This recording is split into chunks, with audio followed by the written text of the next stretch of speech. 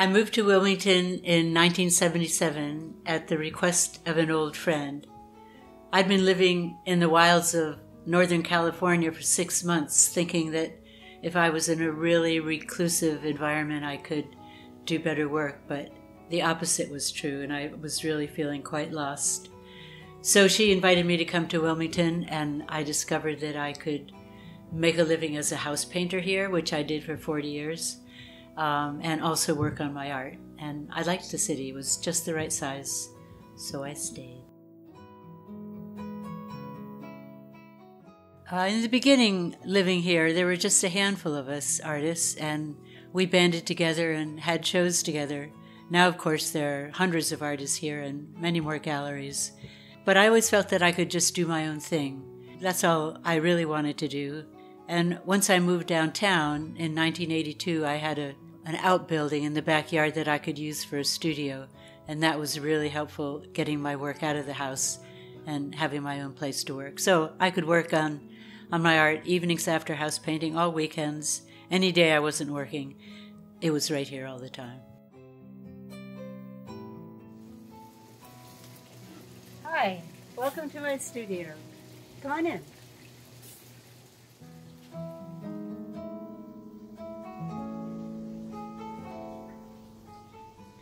I work in oil pastel, and collage, and with all three of these you can go over something again and again. So if you don't catch it the first time, just keep working. So that layer effect is what works best for me, and I just try to resolve things as I go along. I think the figure always seems to come in, whether I want it or not. Last year, I think I was doing very dominant figures. Now, little glyphs of people seem to show up, or you'll see eyes that will suggest a face. These things keep showing up whether I plan on them or not. So I think that's the most recurring thing. And relationship is just such an important thing, whether it's in the figurative work, if it's a relationship between people and animals, or animals and animals, or in this glyph mode that I'm in, it's just a relationship between shape and shape. I really don't know what anything's going to turn out. And sometimes I go through several processes to get to the final piece. So I may start out one way, and then if that's not working, I'll oftentimes just obliterate it, and in the course of obliterating it, leaving enough little pieces behind that becomes the new piece. There are a million ways you can approach a canvas and play with paint, so I just keep trying for new ways to get new results.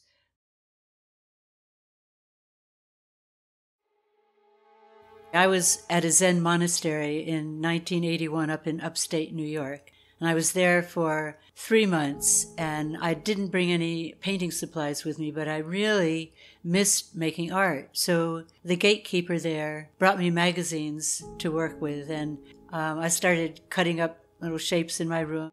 That's when I began making collages, because I didn't have any paints, and I loved it, and I've been doing it ever since.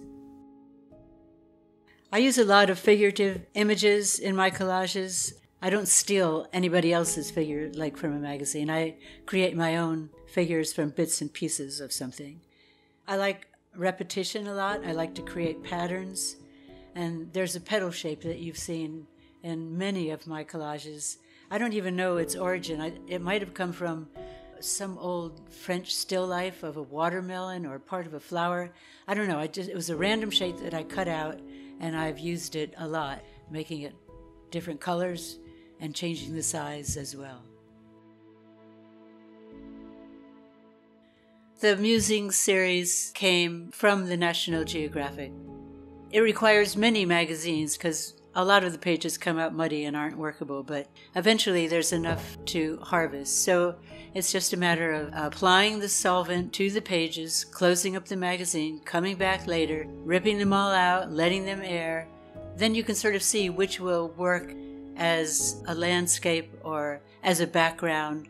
And I have a little 6-inch window that I use to move across the image to see which part of it would work in these 6-inch musing collages. So then I would cut that out, have it printed, and then apply it to the canvas paper, and then I had a little black edge that I drew around that just sets each one off too. So they all started the same, but then I used different details to enhance each one. And these details came from my own scraps. So this is something that I still use in my collages, whatever comes of those. That doesn't seem to work on any other magazine except National Geographic. After I did 50 of the Musings, I was done with that. I wanted to work larger. I wanted to get back to paint. So I just went back to the studio and experimented with new techniques because I didn't want to go back to the paintings that I'd done before. I didn't want to do collage. I just wanted it to be paint, and I wanted it to be abstract. So with that in mind, I began on this latest series. I've taken a different approach than I ever had before. Usually I would work against a black background, but this time, even though I started with a black canvas, once the black was dried, I applied white oil paint that stayed wet for several hours so I could work with it. So once the whole canvas was covered with white, I carved a drawing into it with the back of the paintbrush, and that revealed the black line of what was underneath. Then I had a white canvas with a black line, and I colored those shapes in that were created by the line. And when all those colors dried, then I did a series of transparent glazes over that. So this harkens back to ways that I've worked in the past, but in a way it was a kind of new thing in itself. By varying the drawing, I got pretty different results. In the beginning, I was starting with working with my left hand, which I'm not left-handed, and my eyes closed, and just doing big sweeping gestures over the whole canvas. And then when I felt like I'd probably filled the canvas, I stepped back, opened my eyes, and I assessed it, whether it was an interesting line drawing or not. If it not, I could wipe it out, and if so, I would just let that dry and fill in those shapes and then proceed with the glazes after that. But then I got into this little thing of making like little glyphs, little scribbles that didn't connect with each other. And this I did with my right hand and my eyes open, just filling the canvas without thought, without any plan, just little by little making these gestures and shapes. And when they dried, then coloring them in and then going over with the transparent glazes. So it gave a very different effect. It's kind of playful and little hieroglyphic-y, childlike and primitive, whimsical fun.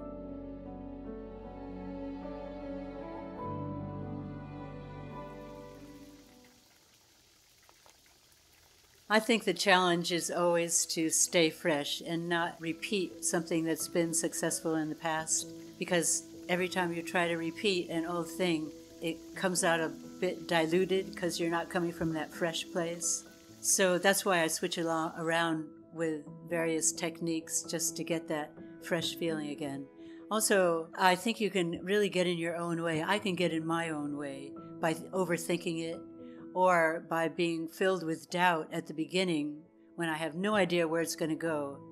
And that doubt can be paralyzing and just can't dare to do a thing. So you have to push beyond that and make yourself put down something, just anything.